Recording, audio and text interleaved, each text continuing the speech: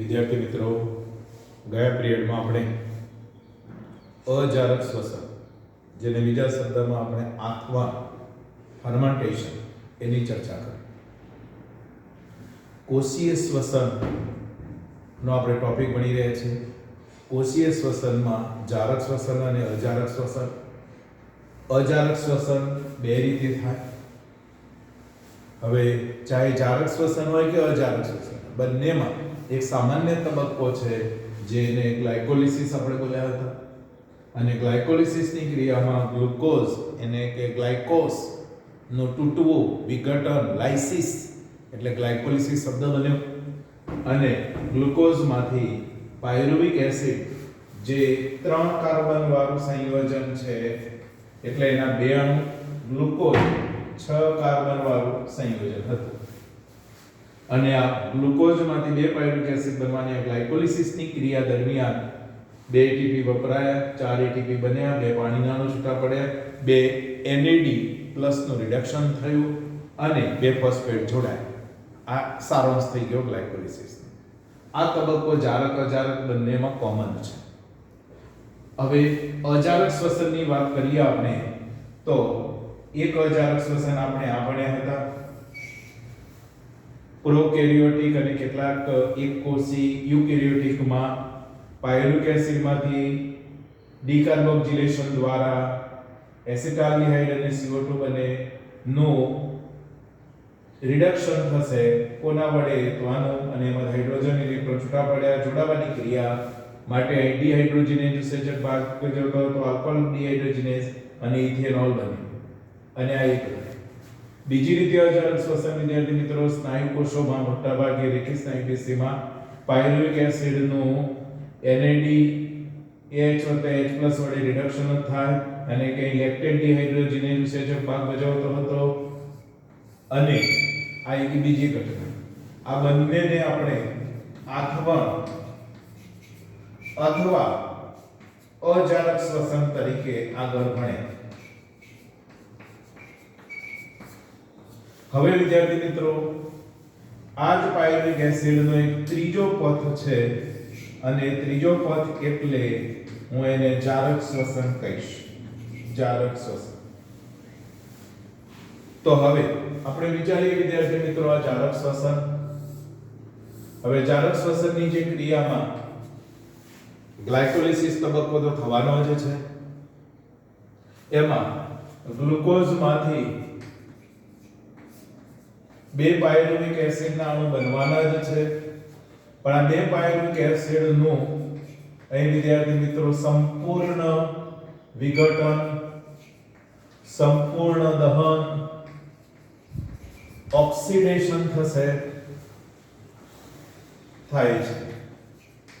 સંપૂર્ણ ઓક્સિડેશન થાય છે. અને આ ક્રિયા દરમિયાન O2 વપરાય. આ ક્રિયા ક્યાં થાય?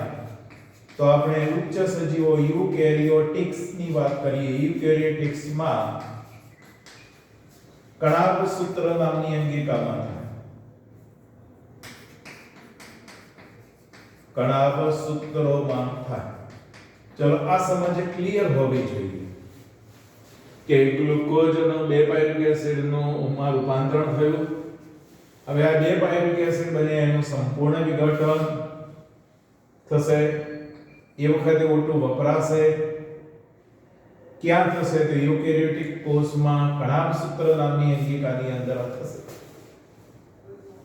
હવે વિદ્યાર્થી મિત્રો વિચારીએ કે પાયરુવિક એસિડમાંથી જારક શ્વસનની આ ઘટનામાં શું થવાનું છે. તો જારક શ્વસન દરમિયાન વિદ્યાર્થી મિત્રો મુખ્ય 2 તબક્કા થાય. 2 તબક્કા એટલે કે હવે એમાં પહેલા તબક્કાની અંદર પાયરુવિક એસિડનું ઓક્સિડેશન થાય. હાઇડ્રોજન પરમાણુ, ઇલેક્ટ્રોન મુક્ત થાય. 3 CO2 ના અણુ છૂટા પડે, મુક્ત થાય. ચલો આવી ઘટના થવાની પાયરુવેટ એસિડનું ઓક્સિડેશન થવાથી હાઇડ્રોજન પરમાણુઓ મુક્ત થવાના, ઇલેક્ટ્રોન મુક્ત થવાના અને 3 કાર્બન, કારણ કે 3 કાર્બન વાળું સંયોજન છે, 3 CO2 મુક્ત થશે. અને આ ક્રિયા વિદ્યાર્થી મિત્રો એ કણાભ સૂત્રના આધારક, જેને આપણે કહીએ છીએ કે મેટ્રિક્સ, કણાભ સૂત્રનું આધારક મેટ્રિક્સમાં થાય અને તેને આપણે કહીશું વિદ્યાર્થી મિત્રો સંશોધકના નામ ઉપરથી ક્રેબ્સ ચક્ર. ક્રેબ્સ ચક્ર આવી એક ઘટના થશે. હવે વિદ્યાર્થી મિત્રો જો આ હાઇડ્રોજન H+ છૂટા પડ્યા, ઇલેક્ટ્રોન મુક્ત થયા, એ ટેમ્પરરી હાઇડ્રોજન ગ્રાહકો સ્વીકારશે. જેમ ગ્લાયકોલિસિસ ની અંદર વિદ્યાર્થી મિત્રો અહીં ટેમ્પરરી સ્વીકાર્યું હાઇડ્રોજન પ્લસ, જો NAD અને NAD પ્લસ એ સમય NADH અને H2H+ માં પરિણામે પાછા વિઘટિત થઈ ગયા, એવી રીતે સ્વીકારતા હોય છે. આવી એક ઘટના, તો તેને ક્રેબ્સ ચક્ર કહેવાય. તો હવે યાદ રાખજો, કણાભ સૂત્રની અંદર આધારકમાં મેટ્રિક્સમાં પાયરુવેટ એસિડના ઓક્સિડેશનની ક્રિયા થાય છે અને એ વખતે શું થાય છે, તો જો મુક્ત થવા, છૂટા પડવાની વાત. અને જે બીજી ઘટના થાય છે વિદ્યાર્થી મિત્રો તેની વાત કરીએ. હવે વિદ્યાર્થી મિત્રો આ જે હાઇડ્રોજન પરમાણુ મુક્ત થયા, એ રિસીવ થયા, તે તો એમ કહેવાય કે રિડ્યુસ હાઇડ્રોજન ગ્રાહકો જે હતા, યાદ રાખજો, રિડ્યુસ હાઇડ્રોજન ગ્રાહકો તરીકે NADH રિડ્યુસ હાઇડ્રોજન ગ્રાહકો, અથવા આપણે પેલું વિચારીએ વિદ્યાર્થી મિત્રો કે હાઇડ્રોજન ગ્રાહકો માંથી મુક્ત થતા ઇલેક્ટ્રોન ETS, જેને આપણે ઇલેક્ટ્રોન ટ્રાન્સફર સિસ્ટમ તરીકે બોલીશું, તો ETS તરફ વહન પામે અને O2 તરફ આગળ વધે છે. ચલો આ ઘટના અને ATP નું સંશ્લેષણ થાય, ATP નું સંશ્લેષણ. તો વિદ્યાર્થી મિત્રો આ ઘટનાને આપણે ઓક્સિડેટિવ, આ ઘટનાને ઓક્સિડેટિવ ફોસ્ફોરાયલેશન કહીશું. ફોસ્ફોરાયલેશન કહેવાય. એને કે વિદ્યાર્થી મિત્રો ઓક્સિડેટિવ ફોસ્ફોરાયલેશનની ઘટના એ કણાભ સૂત્રના અંતઃપટલ ઉપર થાય, અંતઃપટલ પર થાય. આ કણાભ સૂત્રના અંતઃપટલ ઉપર આવેલી ખાસ પ્રવર્ધમય રચના, અંતઃપટલના પ્રવર્ધો, જેને આપણે ક્રિસ્ટી કહીએ છીએ, ત્યાં રાખી. તો યાદ રાખજો, જારક શ્વસન દરમિયાન પાયરુવેટ એસિડના વિઘટન દરમિયાન આવા બે મહત્વના તબક્કા થાય છે અને એ બે મહત્વ તબક્કામાં એક પાયરુવેટ એસિડનું વિઘટન થઈ જવું, ઓક્સિડેશન થઈ જવું, મુક્ત થવું, હાઇડ્રોજન, ઇલેક્ટ્રોન, કાર્બન મુક્ત થયા કાર્બન ડાયોક્સાઇડ સ્વરૂપે, અને છેવટે જે ઘટના છે એ કણાભ સૂત્રના કયા સ્તરે થશે, તો આધારક મેટ્રિક્સમાં, અને એને શું કહેવાય, તો ક્રેબ્સ.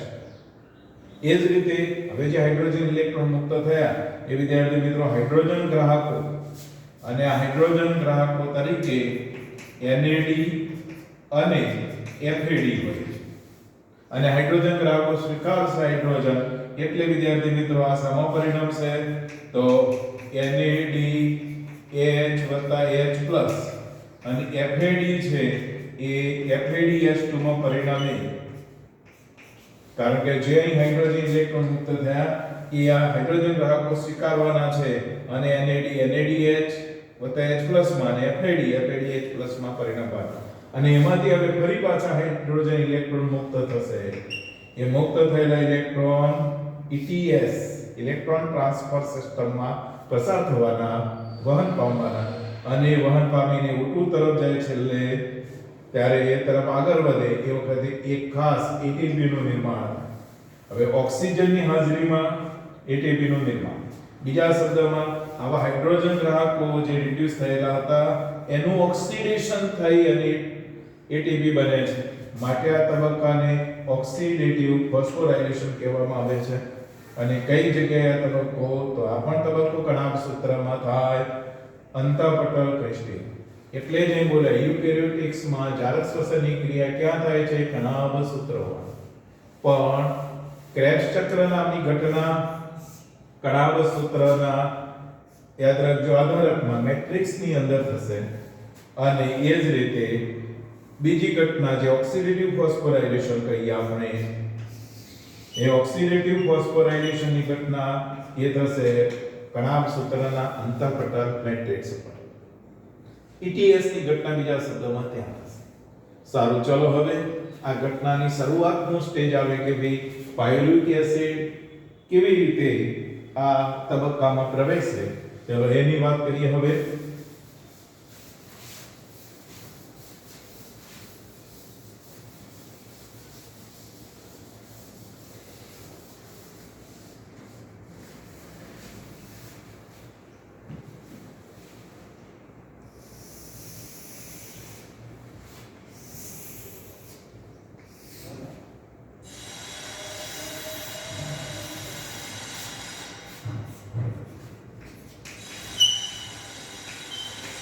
કણાભ સૂત્ર નામની અંગિકા, કણાભ સૂત્રની અંદર આવી ગયેલું અંતઃપટલ, એમાંથી ઉદ્ભવેલી રચના ક્રિસ્ટી.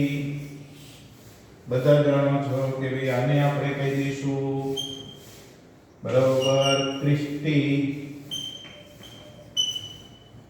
આ રહ્યું આખું અંતઃપટલ, કણાભ સૂત્રનું અંતઃપટલ.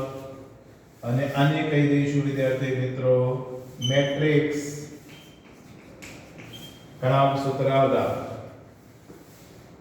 તો હવે વિદ્યાર્થી મિત્રો આ બીજો વિસ્તાર રહ્યો એ કોષરસ પ્રદેશ કહેવાશે. તો હવે ગ્લાયકોલિસિસ ની ક્રિયા દરમિયાન વિદ્યાર્થી મિત્રો ગ્લુકોઝમાંથી પાયરુવિક એસિડ ના અણુ બની ગયા. ચલો આ પાયરુવિક એસિડ ને બીજા શબ્દમાં આપણે પાયરુવેટ કહીએ. કેટલા અણુ બનશે? તો 2. તો અત્યારે હવે કોષરસમાં ક્રિયાને આપણે કઈ ક્રિયા તરીકે ઓળખ્યા છે? આખી ક્રિયા ગ્લાયકોલિસિસ ની ક્રિયા. હવે એમાંથી આપણે 1 by 1 વિચારીએ. એક પાયરુવિક એસિડ પાયરુવેટ નું શું થશે? તો વિદ્યાર્થી મિત્રો આ એક પાયરુવિક એસિડ નું અહીં ડીકાર્બોક્સિલેશન પણ થશે અને ઓક્સિડેશન પણ થશે. ડીકાર્બોક્સિલેશન અને ઓક્સિડેશન. હવે વિદ્યાર્થી મિત્રો આ 3 કાર્બન વાળું સંયોજન છે. એમાંથી જો ડીકાર્બોક્સિલેશન ની ક્રિયા થાય તો CO2 છૂટો પડે. CO2 છૂટો પડે. ઓક્સિડેશન થઈ રહ્યું છે વિદ્યાર્થી મિત્રો. તો ઓક્સિડેશન થશે ત્યારે પણ 2H+ 2 ઇલેક્ટ્રોન મુક્ત થાય. અને એ વખતે વિદ્યાર્થી મિત્રો એક સહઉત્સેચક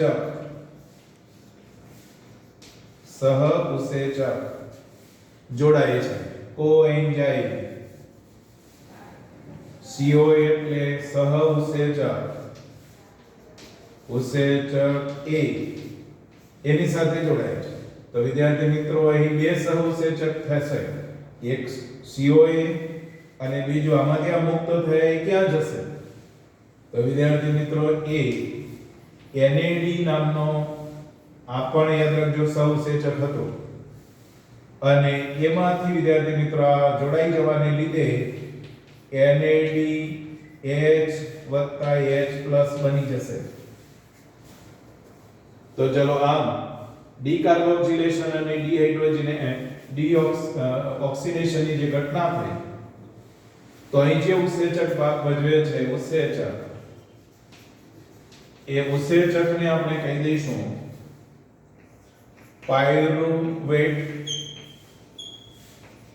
ડિહાઇડ્રોજિનેઝ કહેવામાં આવે છે. ડિહાઇડ્રોજિનેઝ તો પાયરુવિક એસિડના ડીકાર્બોક્સિલેશન અને ઓક્સિડેશનમાં ભાગ ભજવનારા ઉત્સેચકને પાયરુવેટ ડિહાઇડ્રોજિનેઝ, પાયરુવિક એસિડમાંથી હાઇડ્રોજન દૂર થયા એટલે પાયરુવેટ ડિહાઇડ્રોજિનેઝ.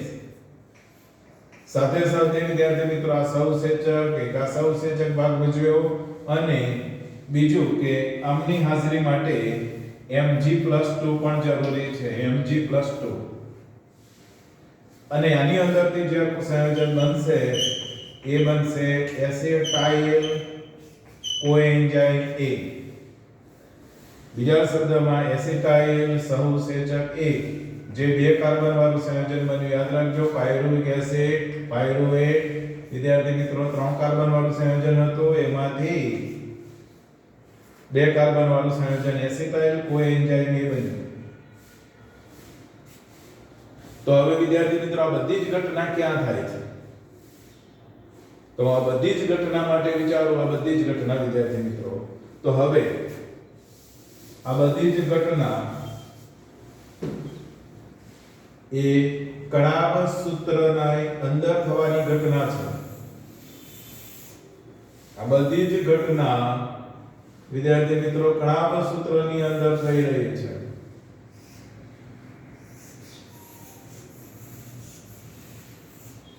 ચલો કણાભ સૂત્રની અંદર થઈ રહી છે એટલે ફક્ત ગ્લાયકોલિસિસની ક્રિયા યાને કે પાયરુવિક એસિડ બનવાની ઘટના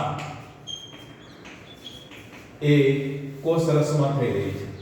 પાયરુવિક એસિડ કણાભ સૂત્રમાં પ્રવેશ્યા પછી એનું ડીકાર્બોક્સિલેશન અને ઓક્સિડેશન થશે અને હવે આ એસિટાઇલ કોએન્ઝાઇમ A નામની જે સંયોજન બન્યું એક ચક્રીય ઘટનાની અંદર પ્રવેશે. ચક્રીય ઘટનામાં અને જેને હું કેરેક્સ ચક્ર કહીશ અથવા સાઇટ્રિક એસિડ ચક્ર જે કોષ કણાભ સૂત્ર આધારકમાં ઘટના બનશે અને આમાંથી જે કંઈ 2H+2 ઇલેક્ટ્રોન મુક્ત થશે એ એને કે FADH to NADH to NADH H+ તો આ બધા ઘટકો હવે એ અહીં ક્રિસ્ટી ઉપર આવશે. ક્રિસ્ટી અને ત્યાં આગળ ઓક્સિડેટિવ ફોસ્ફોરાયલેશનની ઘટના થશે. એને કે અંતઃપટલ ઉપર આવેલા ઘટકો દ્વારા ક્રિયા થવાની. તો યાદ રાખજો ક્રેબ્સ ચક્રની ઘટના કણાભ સૂત્ર આધારકમાં થવાની. અને બીજી એક વાત યાદ રાખજો કે ભાઈ એસિટાઇલ કોએન્ઝાઇમ A એ કોની અંદરથી બન્યું? તો પાયરુવિક એસિડમાંથી બન્યું. પાયરુવિક એસિડ એ શું છે? તો એમ કહેવાય કે ગ્લાયકોલિસિસનું અંતિમ સંયોજન નિપજ. અને બીજો તબક્કો ક્રેબ્સ ચક્ર. તો ક્રેબ્સ ચક્ર અને ગ્લાયકોલિસિસ બે વચ્ચેનો જો જોડતી કડી કેવી હોય? જોડતી કડી તો એસિટાઇલ કોએન્ઝાઇમ A છે. અને એસિટાઇલ કોએન્ઝાઇમ A બનવાની ક્રિયા પણ કણાભ સૂત્રના આધારકમાં જ થાય. બરોબર સમજો ક્યાં ક્રિયા થશે? કણાભ સૂત્રના આધારકમાં. તો ચલો હવે વિદ્યાર્થી મિત્રો આ જ ઘટનાને આપણે સમીકરણ સ્વરૂપે વિચારીએ. સમીકરણ સ્વરૂપે તો સમીકરણ સ્વરૂપમાં પાયરુવિક એસિડ અથવા પાયરુવેટ એની સાથે કોએન્ઝાઇમ A NAD+ યાદ રાખજો આ બંનેને હું આપણે અગાઉ પ્રમાણે સહઉત્સેચક કહેવાય. આ કોએન્ઝાઇમ A છે ને NAD બંને સહઉત્સેચક છે અને એનું મેગ્નેશિયમની હાજરીમાં પાયરુવેટ ડિહાઇડ્રોજિનેઝ ઉત્સેચકની મદદથી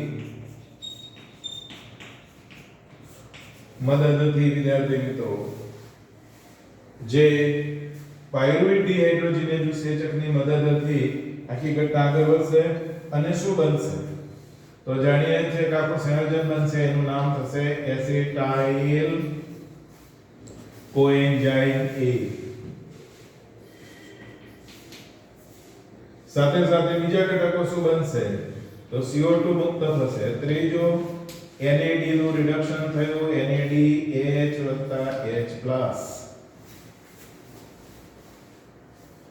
તો ચલો આમ વિદ્યાર્થી મિત્રો આ પાયરુવિક એસિડ પાયરુવેટ નું એક પાયરુવિક એસિડ નું એક એસિટાઇલ કોએન્ઝાઇમ માં રૂપાંતર થશે અને ક્રેબ્સ ચક્રની અંદર એ ઘટના આગળ વધશે. તો ચાલો હવે વિદ્યાર્થી મિત્રો બરોબર સમજો કે ગ્લાયકોલિસિસ ની ક્રિયા ક્યાં થઈ રહી છે તો ફક્ત ક્રિયા કોષરસમાં જ કોષરસમાં કણાભ સૂત્રની અંદર પાયરુવિક એસિડ ને એસિટાઇલ કોએન્ઝાઇમ રૂપાંતર કણાભ સૂત્રમાં જે જારક શ્વસન માટે બહુ જ આ સંયોજન બને તો આગળ નીકળે અને કણાભ સૂત્રની અંદર ક્રિયા અને કણાભ સૂત્રમાં જ જારક શ્વસનની ક્રિયા શક્ય બને અને એના બે તબક્કા હવે આપણે ભણીશું એક ક્રેબ્સ ચક્ર અને બીજો પટલમાં આવેલો ઓક્સિડેટિવ ફોસ્ફોરાયલેશન. તો હવે આપણે એસિટાઇલ કોએન્ઝાઇમ બનાવી દીધું તો આવતી વખતે ક્રેબ્સ ચક્ર નામની ટૂંકમાં એનું બીજું નામ છે ટ્રાય કાર્બોક્સિલિક એસિડ ચક્ર આવતા